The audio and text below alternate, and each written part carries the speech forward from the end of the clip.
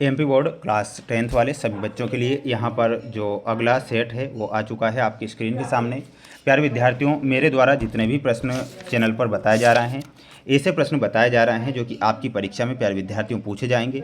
यह विज्ञान विषय का द्वितीय परीक्षा का पूरा पेपर है जिसे आपको याद करना है। मेरे द्वारा प्यारे विद्यार्थियों 100%, मैं आपसे कह रहा हूँ 100% मोस्ट प्रश्न बताए जा रहे हैं। किसी प्रकार से आप सभी बच्चों को मेरे चैनल के द्वारा जितने भी पेपर मैंने डाले हैं उन्हें ध्यान से देखना है और अच्छे से अपनी तैयारी को मजबूत करना है। जितने भी विद्यार्थी वीडियो को देख रहे हैं चैनल को सब्सक्राइब जरूर करके रखें। हालांकि मैं लाइव क्लासें भी ले रहा हूं प्यारे विद्यार्थियों, लाइव क्लासों में भी आपको जुड़ना है जिससे कि आपकी तैयारी मजबूत हो सके। आइए शुरुआत करते हैं हमारे प्रश्नों से जो आपको परीक्षा में दिए जाएंगे और आपसे ये प्रश्न पूछे जाएंगे। प्रश्न यहाँ पर आप देखिएगा प्यारे विद्यार्थियों, आपकी स्क्रीन के सामने प्रश्न आ चुके हैं जिसमें पहला प्रश्न आपको दिया गया है कि शुद्ध जल का पीएच मान होता है। शुद्ध जल का पीएच मान कितना होता है प्यारे विद्यार्थियों, ध्यान रखना है। शुद्ध जल का जो पीएच मान निकलकर सामने आता है 7 जो होता है शुद्ध जल का पीएच मान होता है, तो इसमें आपको 7 लिखना है। प्रतिवर्ती क्रियाओं का समन्वय एवं नियंत्रण करती है, तो किसके द्वारा किया जाता है?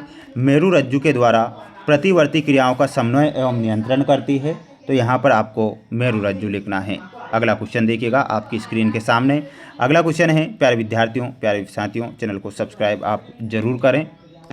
अगला प्रश्न देखिएगा प्यारे विद्यार्थियों, प्रश्न यहाँ पर आपसे पूछा गया है, कोई विलयन अंडे के पिसे हुए कवच से अभिक्रिया करके एक गैस उत्पन्न करता है जो चूने के पानी को दूधिया कर देती है, तो वह गैस कौन सी होगी? तो प्यारे विद्यार्थियों ध्यान रखना है आपको, उस गैस को हम HCl गैस के नाम से जानते हैं, तो यहाँ पर आपको HCl लिखना है। सबसे अधिक अभिक्रियाशील धातु कौन सी है? तो प्यारे विद्यार्थियों यहाँ पर आप ध्यान रखिएगा, सबसे ज़्यादा अभिक्रियाशील जो धातु होती है वह Na धातु होती है, तो यहाँ पर आपको Na लिखना है।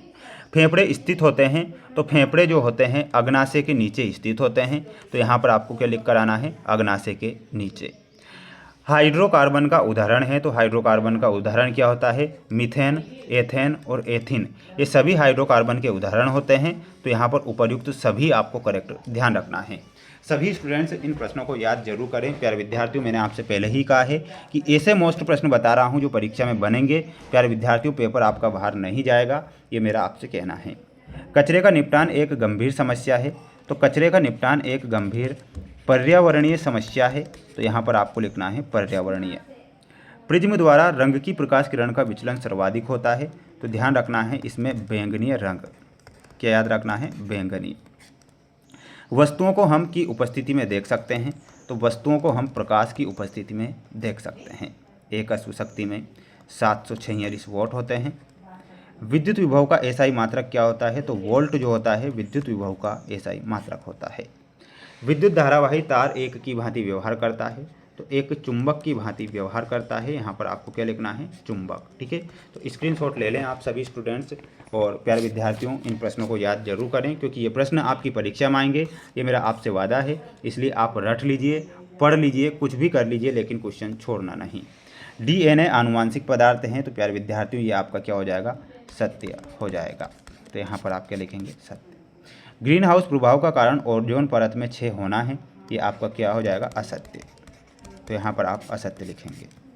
हाइड्रा में अलैंगिक प्रजनन होता है, ये आपको सत्य लिखना है, सत्य होगा। विद्युत मोटर धारा के चुंबकीय प्रभाव पर आधारित युक्त है, तो ये भी आपका हो जाएगा सत्य। सभी हरे पौधे एवं नील हरित शैवाल उपभोक्ता कहलाते हैं, ये आपका हो जाएगा असत्य, असत्य।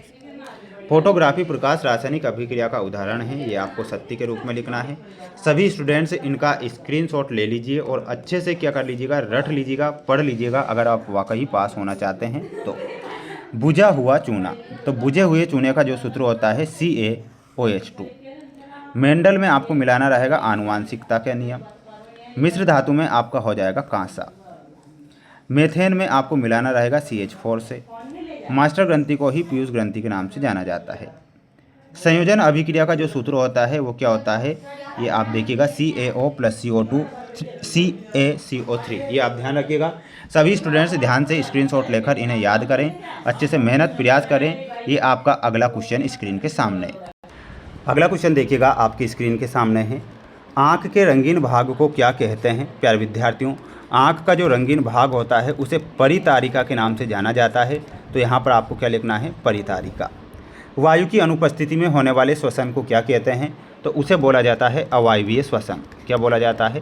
तो यहाँ पर आप ध्यान रखिएगा, अवायवीय श्वसन उसे बोला जाएगा। तो यहाँ पर आपको अवायवीय श्वसन लिखना है। परिपथ में विद्युत धारा का मापन किस यंत्र से किया जाता है? तो प्यारे विद्यार्थियों, अमीटर के द्वारा किया जाता है परिपथ में विद्युत धारा का मापन। तो अमीटर लिखना है। दो तंत्रिका कोशिका के मध्य खाली स्थान को क्या कहते हैं? तो उसे सिनेप्स बोला जाता है। तो यहाँ पर आपको सिनेप्स लिखना है। घरेलू परिपथ में किस प्रकार की धारा प्रवाहित होती है? तो ध्यान रखना है, इसमें जो धारा प्रवाहित होती है वह प्रत्यावर्ती धारा होती है। तो यहाँ पर आपको लिखना है प्रत्यावर्ती। जीन संरचना को सर्वप्रथम प्रतिपादित करने वाले वैज्ञानिक का क्या नाम था? तो वैज्ञानिक का नाम था सटन। तो यहाँ पर आपको सटन ध्यान रखना है। सभी स्टूडेंट्स इन प्रश्नों को याद जरूर करें। प्यारे विद्यार्थियों, 100% मोस्ट प्रश्न लेकर आ रहा हूँ आपकी परीक्षा के लिए, और 6 से 23 तक की क्वेश्चन की लाइव क्लासें चल रही है। ओनली लाइव क्लासें चल रही है प्यारे विद्यार्थियों। चैनल पर लाइव क्लासें अपलोड नहीं होती है, इसलिए आप सभी बच्चे लाइव क्लासों में जरूर जुड़ें और चैनल को सब्सक्राइब करना ना भूलें। जय हिंद।